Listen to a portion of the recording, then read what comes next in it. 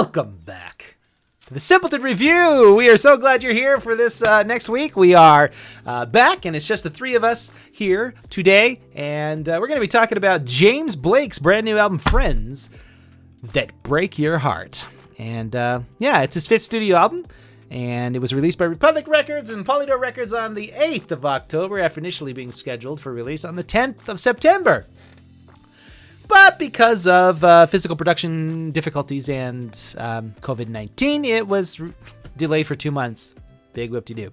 But, so we're going to talk about that a little bit. It's got some interesting musicians on it. It's got Jamila Jamil, Joji, Dominic Maker, Kushi, Tom Elmhurst, Rick Knowles. Some of these people I know, some of them I don't. So we're going to go ahead and talk about it and see if the simpletons like James Blake. Lemuel, let's start off with you.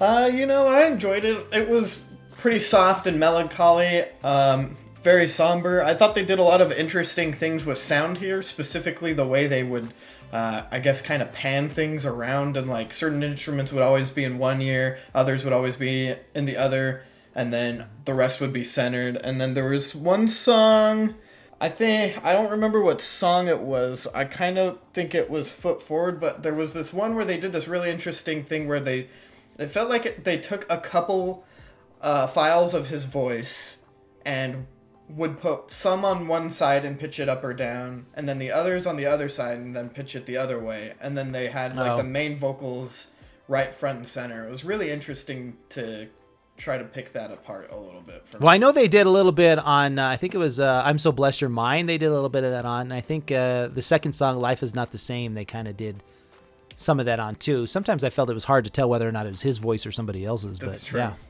But I liked it a lot. It was interesting. Just sit down and chill and kind of relax and maybe even be a little sad because a lot of the lyrics weren't very happy.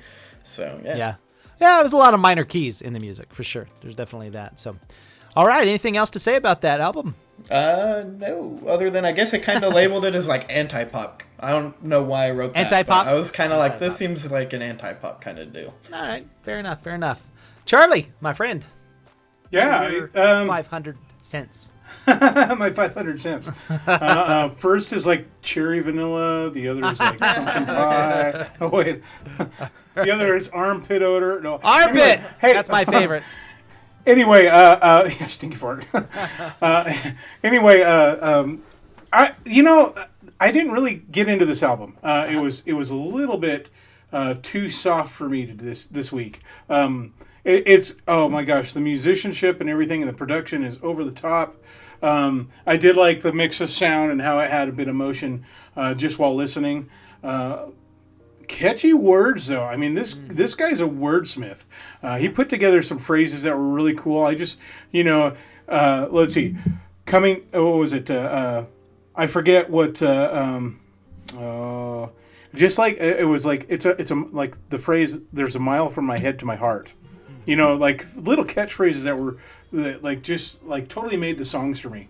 The guy is like totally over the just intelligent, stringing words together. He was definitely more of a poet than to me. It was more poetic than it was music. The music was kind of like a second to the words, and there were just a lot of good ideas. My favorite song was "Funeral," and how you would like. He says. Talking about waking up at your own funeral, like saying like kind of get me out of here. It's like I could do better than this. Yeah. What's my next chance? Yeah, right on. Yeah, I actually really thought the music was incredible. I thought they did some amazing things with the music. Like you would think that it was going to go one direction and it would literally stop and do a 180 and go a completely different direction, which I just thought was really just. I was in awe with that kind of with the ability to be able to do that. Like a lot of pop songs just have this very typical melodic structure to it. And these songs did not. They would be like here and then all of a sudden here and then back down here and over here. And you know what I mean? It just was that weird and I really, really liked that. His vocals are just incredible. He's got a great voice. And then, like you said, production quality was amazing. I got to admit, sometimes I liked the raps, but there were on occasion I didn't get why the rap was there. Like it didn't seem like it meshed with the rest of the song. It felt like there were like two different subject matters going on between what he was singing and what they were rapping about. So that kind of frustrated me a little bit.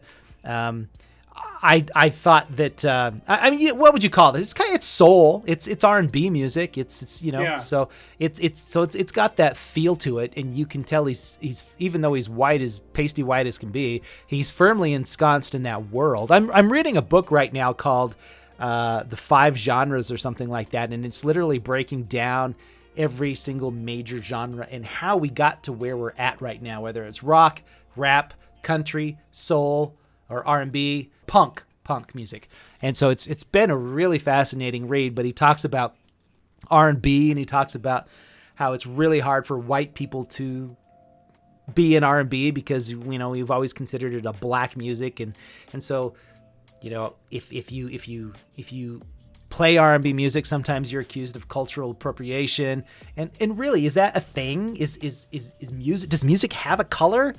I don't know. That always kind of bugs me when people say, well, you can't play that kind of music because you're black, or you can't play that kind of music because you're white. It just doesn't make any sense. Like, we freak out if we see a black person playing metal, right?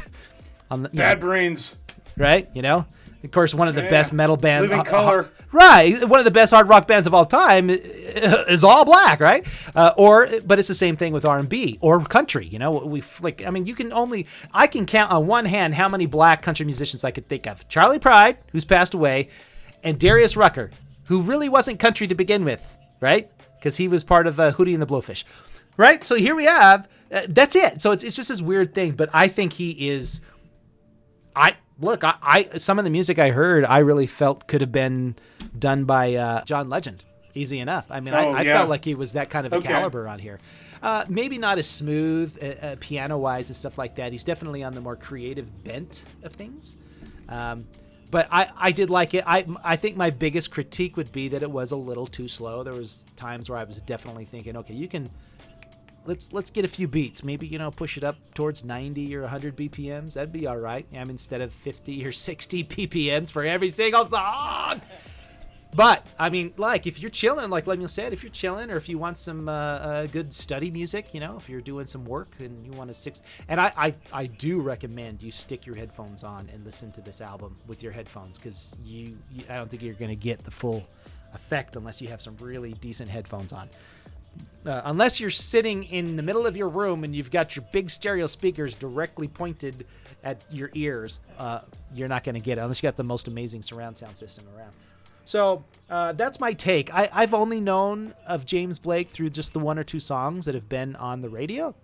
Other than that, I really haven't heard much of him, but he's been around a while, and he must be pretty accepted in the music industry because he has a lot of people. He's that a like big to work with him. collaborator. Yeah, he is big time. So I don't know. I guess we've probably hammered this one to death as well. So Charlie, let's start with you, my friend. What is your score for James Blake's new album, Friends That Break Your Heart? It's such a positive title. It's so happy.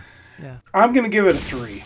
It's not my jam, but the quality is there. The quality's there. There's probably maybe 2 songs that I'll listen to again.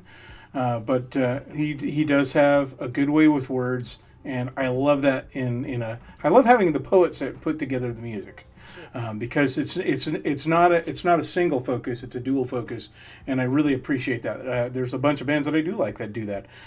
This one, just the sounds didn't agree with me, and it could be just this album. So definitely give him a spin, because you may find something that you absolutely love on this album. That's true. Okay, good deal. Mr. L.P. Edwards. I think I'd put it at... Yeah. Getting stronger. Okay, all right. Hold on. We might get copyrighted if we're not too careful here. I'd put it at a 3.5. I think it's certifiable. I liked kind of just relaxing and jamming and paying attention to all the different sounds he did. I kind of compared a lot of the songs to Alt J personally, especially some of the new stuff that Alt J's been doing, because a lot of their new stuff has been them playing around with sound and then adding like a rapper to it and stuff, which it's mostly good, but You know, I think Yeah, it's Relaxer certifiables. was like that. Yeah, it's worth a listen.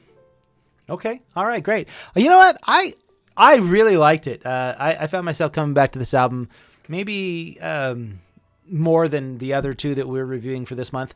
I did like Imagine Dragons again. Like I said, I mean, their beats are just catchy, but this one just, I couldn't get enough of the different sounds. I just was like, wow, this is really interesting.